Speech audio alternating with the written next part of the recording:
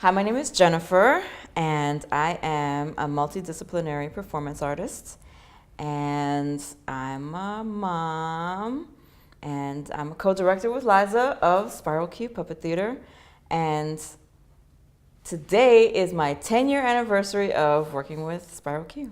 My name is Liza Goodell, and I'm a person whose whole life has been shaped by community parades that are art-based. And I've been at Spiral Q now for 13 years. I'm now co-director, which is a recent thing.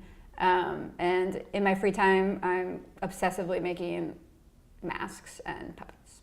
Spiral Q is an arts and social justice organization. All of the work lives at the intersection of those two things. And so we began 21 years ago, bringing large-scale art and puppets and street theater to direct actions in advocacy of folks living with AIDS and HIV. And so we spiraled out from there, and we do a lot of different things right now. We work in schools and do art education, and after school and out of school time things. We will do creative consulting. We have a Justice Works program where we continue to loan out and consult with and commission for folks doing live and direct actions in Philadelphia and around the country. We kind of evolved from being just making, bringing communities together around a cause, specifically bringing giant puppets to protests, and that translated into doing community parades and working with kids, because there's so many ways that people connect with puppets.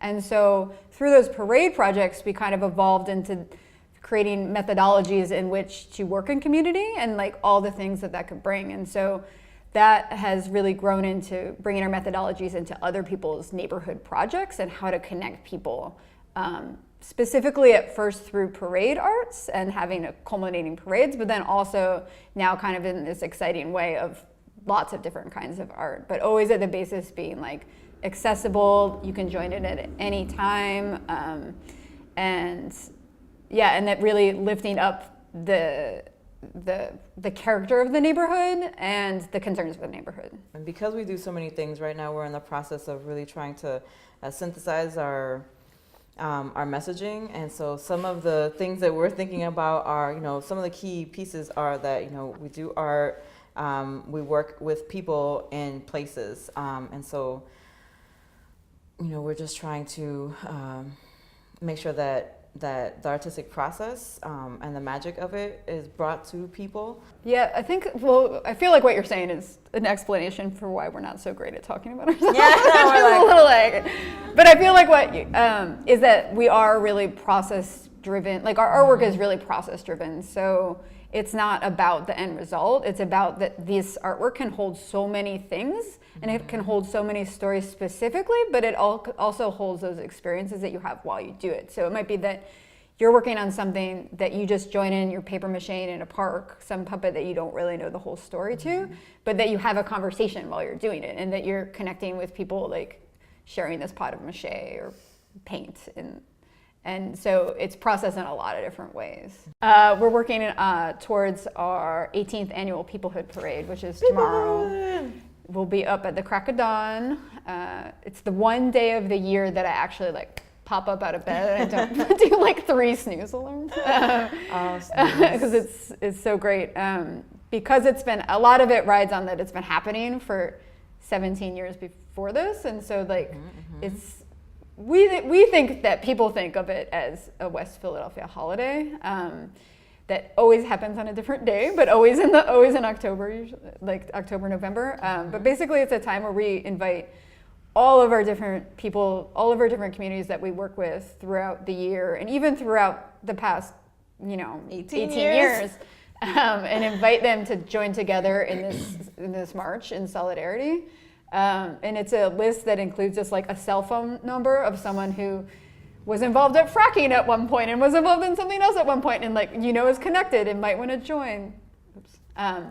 Or it could be like an entire school and like maybe a teacher wants to come, a drug recovery center that we have a really long relationship with, the Drumline, the activist groups.